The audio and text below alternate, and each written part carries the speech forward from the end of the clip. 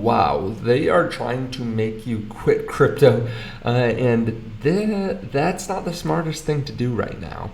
But there's something that you have to do right now.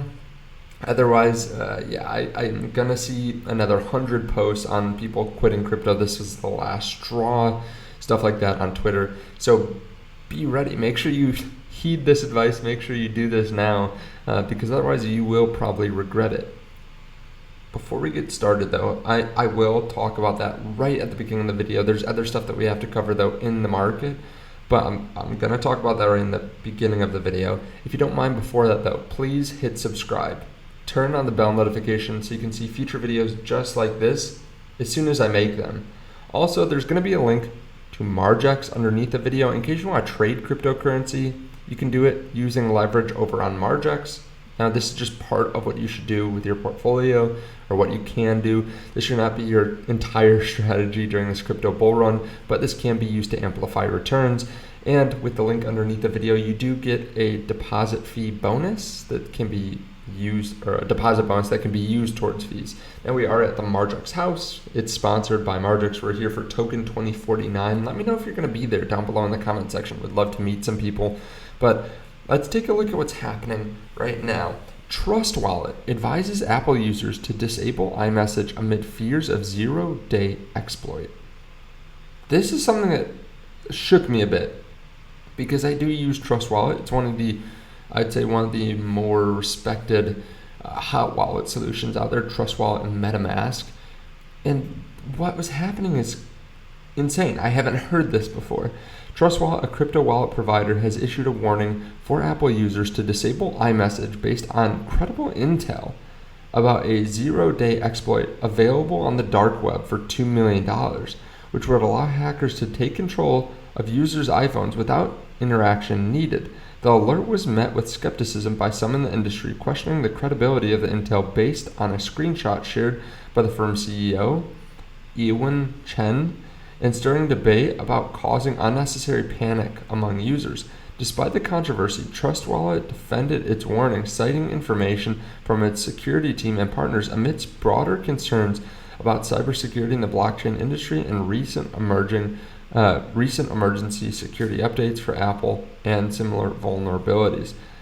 Okay, so this came from Trust Wallet. This wasn't some FUD posted by someone that hates Trust Wallet. No, this is posted from Trust Wallet saying to turn off iMessage. And this is kind of crazy because it doesn't sound like they need your seed phrase.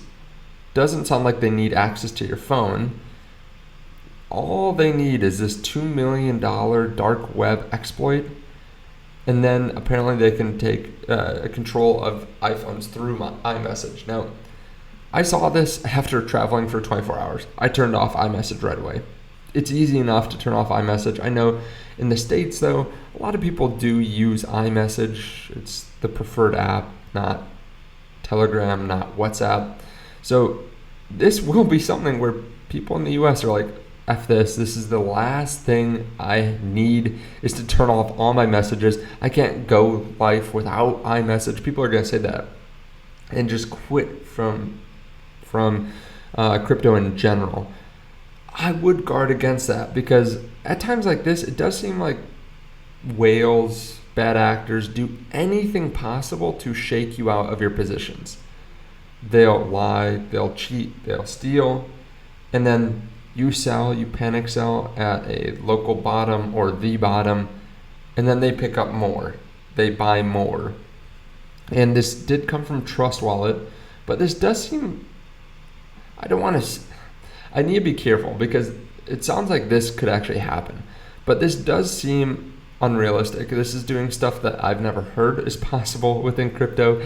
If someone can just walk past you or remotely take control of your phone, I know that there's things similar to that right now, but be able to get into your Trust Wallet without any seed phrases, without any passwords, it just seems unrealistic. So be careful. Like, don't be forced out of your positions just because of this. Turn off iMessage, let it go a day, see if something happens. You can turn on your iMessage. Everyone will be fine in 24 hours, most likely. When you wake up, tell your spouse or your kid or something your new Telegram info if you need to. But I think we'll be fine. I think this will probably fix in a day or something, or they'll give some more information on it. But it is unfortunate because this is the stuff that makes people so pissed at crypto. You're just living your daily life, you're just holding, and then all of a sudden you have to do something that you never expected you had to do. So yeah, it's unfortunate. But again, this is something where it will force people out. And if you really want to be in crypto and you don't want any of this, you can go buy an ETF. Of course, there are risks that come with that, but that's always a possibility, right? Some other bad news, then we'll cover the good news. Tesla cut 14,000 jobs. Okay, this is shaking up the market a bit. Tesla fell down 6% yesterday. We'll just talk briefly about this, but they cut about 10% of their workforce. This is a company that's supposed to be growing at 50% a year, and they're having to cut. And this shakes or scares some people as well from Tesla. This scares some people from just the aura of Elon Musk and wanting to invest in higher risk assets. But the fact is, we probably could have seen this coming. Tesla hasn't been growing as quickly. They're ramping up production on a couple of different cars, but a lot of the other ones are running pretty smoothly. And yeah, it's a really rough economic environment for car makers because interest rates are so high. It's really hard to sell vehicles. So honestly, I don't think this is a terrible thing because obviously they didn't need all these jobs, right? They automate a lot of their workforce. I mean, think about this. Tesla falls 6% on this news, and then they come out a week later and say, hey, we've been able to automate these 5,000 jobs by our Tesla robot. The stock shoots right back up, probably higher than it is right now. And then something that's a little bit funky news, weird, something that smells off. The Bitcoin ETF inflows and outflows. GBTC lost another 17,050 Bitcoin. So a good amount of Bitcoin, $110 million. IBIT came in with $78 million in the positive. But then FBTC, ARKB, BITB, HODL, BTCO, BRR, they all hit zero. Everything else hit zero. So the ETFs were negative 37 mil for the day. Something that just strikes me as odd, and I covered this in a recent video, but all these having volume, all of these are traded every single day, but all these having millions and tens of millions and hundreds of millions in volume, but no net inflows or outflows. It's really weird. I mean, maybe it's just a bunch of day traders every day opening positions and shutting them down, and then there's some long-term holders and short-term holders buying and selling the average out too. But it seems so odd to me that there are 10 ETFs that are traded a lot. Like we're talking about FBTC being traded 700 million, $1 billion a day, and there's not 1 million in difference between inflows and outflows. I don't know, it just sounds fishy to me. I said this the other day, but like imagine you flip a coin 100 times, 1,000 times. What are the chances it equal exactly half the time? Not very likely. I mean, there's a 50-50 shot, but if you flip it 1,000 times, you're probably off a little bit. And this isn't the same either. This is even less likely because there are emotions that come into play. It's not like a 50-50 shot at buys and sells. No, most people have bought since the inception of these ETFs. So it's just odd to me. Now, let's talk about BMillions for a second, but then I have some other big stuff to talk about too. One project I've been watching recently is BMillions. This is a lottery that is decentralized, and I've talked about gaming and I've talked about gambling for the next bull run. I think they're going to do extremely well, and one of the cryptos that I'm watching is BMillions because they do have, like I said, decentralized lotto that's pretty interesting. So instead of going and buying your lucky ticket numbers every week in person, having to go to a physical location, make sure that you get the same tickets, you can just buy your lucky NFT lotto ticket with the numbers that you like. They have a closed jackpot and an open jackpot. So the closed jackpot, each round consists of only 11,111 NFTs, which means you're playing against 11,110 other people to win the ultimate jackpot prize, paid to your wallet in Bitcoin. That's pretty cool. And each sold out round is valued around $2.5 million. So obviously there's going to be a lot of hype when they start paying some numbers out like this. There's also open jackpots, which has no maximum number of entries. So the pool continuously grows until the pool is won. These rounds have no cap. Jackpots can be worth millions by the time that's won. There are also minor jackpots as well, including holder-only jackpots, where jackpots continuously grow from aftermarket sales, and once a cap is reached of approximately 125K, a new jackpot is opened. You may play for any open minor jackpots and can play these jackpots daily. There's also loyalty jackpots. Loyalty community of NFT holders are rewarded through the member-only jackpots. These jackpots can vary from tokens and cash prizes to real-world goods, products, and services. And they just announced this too. They're live with BMIL, liquidity bootstrapping pool, on FJord Foundry. So if you want to join this to help bootstrap the liquidity, you can go follow them on Twitter. I'll leave links to this underneath the video as they are a sponsor of this video. And of course, always do your own due diligence. I'm not telling you to go buy anything. I can't do that, but I do think this is a project to pay attention to during this next bull run. Mr. 100 is added again. They added 410 Bitcoin on the 14th. On the 15th, adding about 610 Bitcoin again. Just a lot of Bitcoin. They're just swallowing it up. Again, we don't know who this is. Some people ask me if I have any idea. I don't know. If I had to guess, probably some nation state, maybe the Saudis, something like that. Someone very wealthy to have $4 billion in crypto and start this portfolio, start this wallet, a year and a half ago? Yeah, they've only put in $2 billion, only $2 billion or something like that.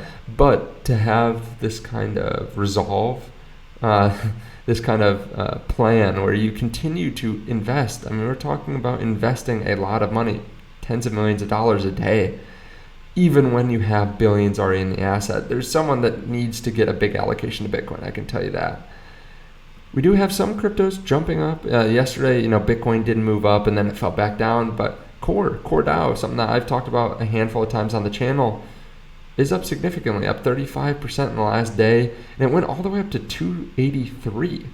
I saw Rob from Digital Asset News talking about it, but this is something that I've talked about in videos too. It's a crypto that I'm very bullish on during the next bull run, and you can see more information about it on CoinMarketCap or CoinGecko. You can see where it's traded in case you're interested. To be clear, I do hold this, but I'm excited for Core during this next bull run. And if this video has you a little bit sour, a little bit annoyed, just keep in mind the halving's 4 days away. Now, is that an automatic fix to everything? No. But will we probably go up? Yes, we'll probably go up after at some point. I don't know if it's a day after, a week after, a month after, 5 months after, but typically it is very bullish. It's good for Bitcoin over the long term. And we did have Hong Kong approve spot ETFs. Now, I saw some people talk about how much demand would actually be unlocked. It's hard to know. Again, it's hard to know how much will actually be bought by the Bitcoin ETFs right when they're approved, but overall, it is a positive thing, and inflows are bound to happen at some point. We know that more and more banks are getting approved for custody and international services, institutional services, corporate client services, all that kind of stuff. So, yeah. There are some negatives in the market, but this is where you just need to ride it out, in my opinion. There's always the most FUD at the bottom. And remember, just yesterday, we were up at 66,000, 67,000. People were excited. So that can come back within 1 day. By the time you're watching this, maybe everything's fixed, right? And maybe we're just moving back up. Who knows? Some people also think that the Hong Kong institutions aren't going to be buying this week. They're approved, but they haven't launched yet. And they think that maybe it's happening next week or the week after because of token 2049. I'm not exactly sure. Of course, we'll have to see what happens moving forward. But let me know your thoughts down below in the comment section. How are you feeling at this moment? Do you understand, if you're bearish, do you understand why you're bearish, right? Or are you just bearish, you hate the market right now? Let me know down in the comment section. Again, you can check out Margex underneath the video as well in case you want to trade cryptocurrencies. Again, can be a great use of a small portion of your portfolio, can definitely amplify returns, but be careful as always. Thank you so much. I appreciate it, and I will see you guys all in the next video.